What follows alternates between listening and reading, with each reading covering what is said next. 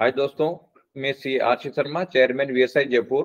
और आज आप लोगों को मिलाने वाला हूँ हर्ष अग्रवाल से, जिसने सीए इंटरमीडिएट नवंबर 23 में 599 मार्क्स के साथ 27th रैंक अचीव करी है।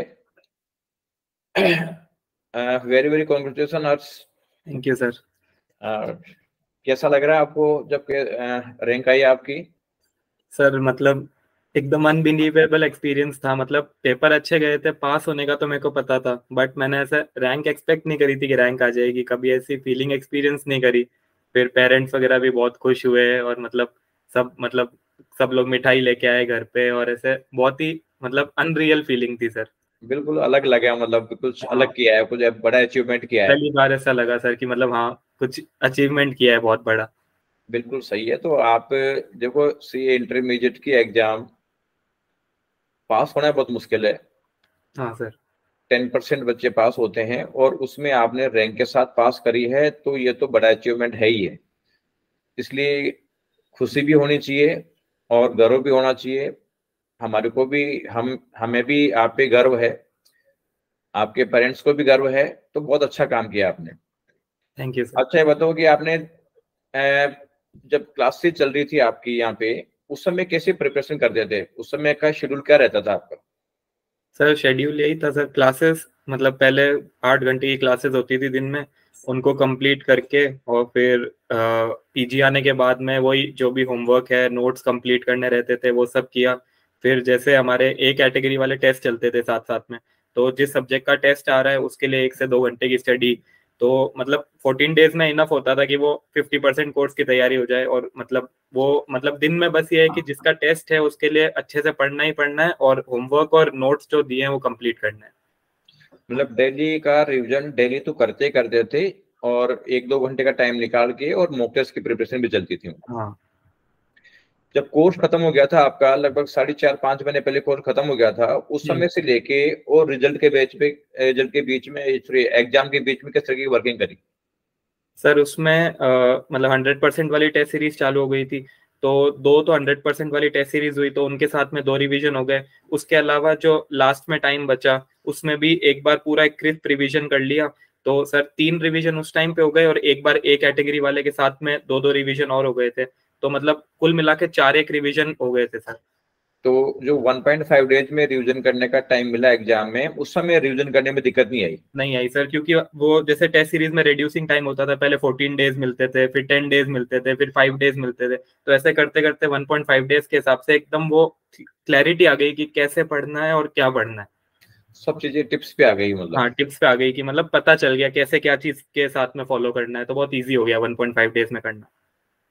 अच्छा, एक चीज बताओ कि आप लोगों की क्लास में और भी बच्चे होंगे, आपके और भी दोस्त होंगे जो फेल भी हुए हैं, तो उन्होंने क्या गलतियां करी जिसकी वजह से वो रहे, ये बताओ आप।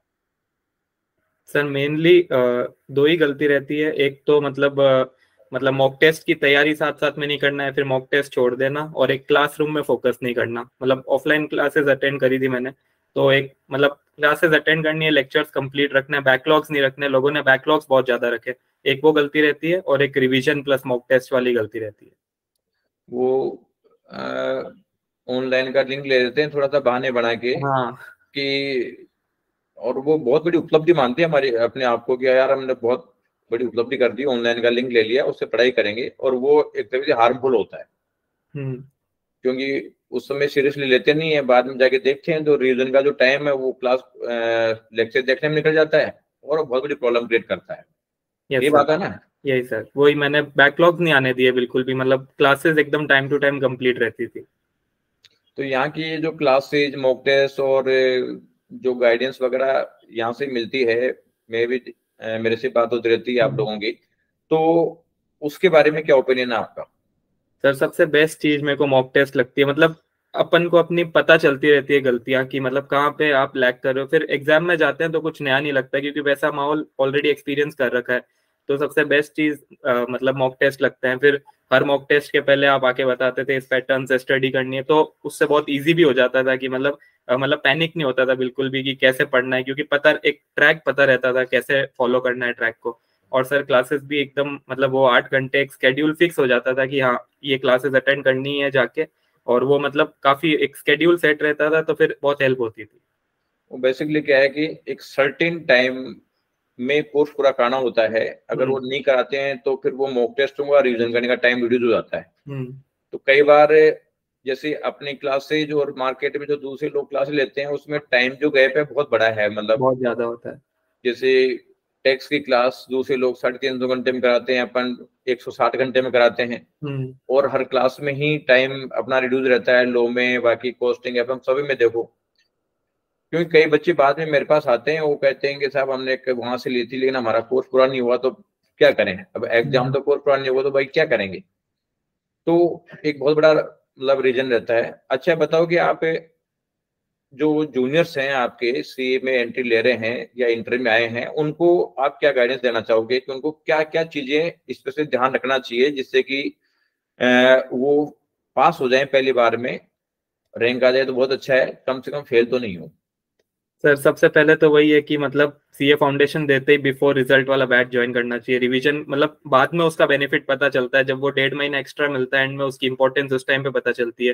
फर्स्टली तो वो, और मतलब डे 1 से क्लासेस के साथ में ही मतलब जो भी नोट्स है बैकलॉग्स है वो सब कंप्लीट रखने का, और मॉक टेस्ट स्किप नहीं करना मेनली, और मतलब रिविजन्स प्रॉपर रखना। मतलब वो जैसे वो रिड्यूसिंग टाइम के साथ में रिविजन होते रहते हैं तो दिमाग में एकदम चीजें एग्जाम तक बैठ जाती है, फिर कुछ भूलते नहीं है। बस यही है, मतलब कुछ एकदम हार्ड एंड फास्ट नहीं है, बस वही है कि 8 महीने तक डिसिप्लिन मेंटेन करना है ये सब करने का। मतलब डिसिप्लिन मेंटेन करें, टाइम वेस्ट नहीं करें और लगे रहें पूरी जी जान से। यस सर, यही। थैंक यू अर्स। Thank you sir. We wish you of your bright future. Thank you sir. Thank you. आपका ये जो इंटरव्यू काफी हेल्प करेगा जो आपके जूनियर्स हैं। Thank you. Thank you sir.